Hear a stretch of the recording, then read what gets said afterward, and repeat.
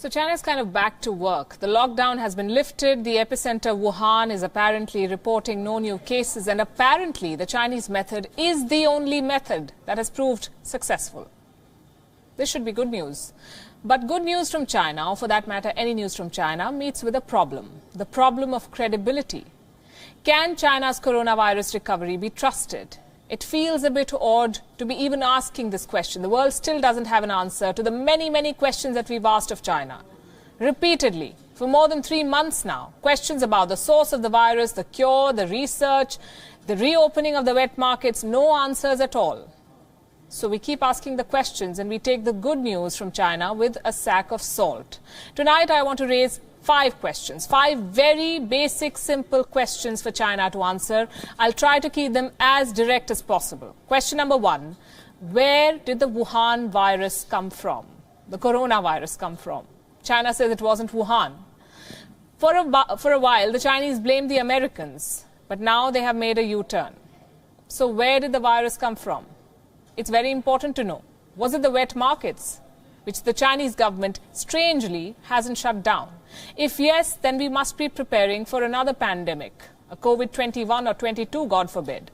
Did it originate because of sloppy practices in Chinese labs, which is even worse? In any law-abiding country, those who recklessly pursue hazardous activities are held accountable, even punished for such disasters. In China, all of this is buried under the carpet. So that's the first question they must answer, the origin of the virus. Question number 2. How has China cured the positive cases at home? Again, no one knows. Why do I ask? Because China had reported more than 82,000 cases. Let's assume that is the right figure. Now, China says 90% of these cases have been cured. The question is how? What are they using? Is it traditional Chinese medicine, which President Xi also seems to be promoting? Or is it that nanomaterial that Global Times reported about? If yes, why not share it with the world? Perhaps learn from India.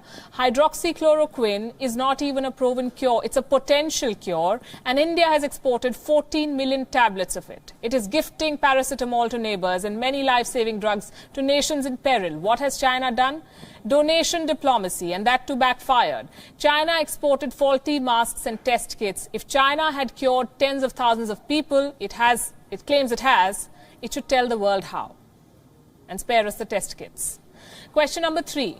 Where does research stand in China? I ask because China is very quick in slamming anything that anyone else proposes. Hydroxychloroquine is ineffective, said China. But it has offered no alternatives.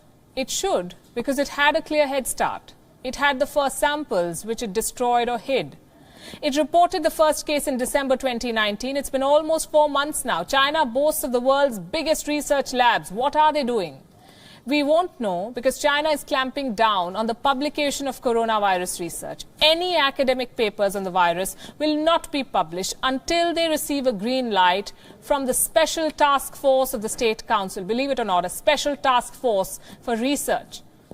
The Chinese censors must clear everything. Question number 4. Why doesn't China give access to international experts if it has nothing to hide?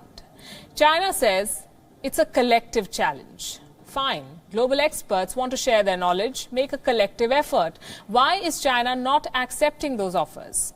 A WHO delegation was sent to Wuhan, but then we do not know what it found. In any case, the WHO has lost much credibility since.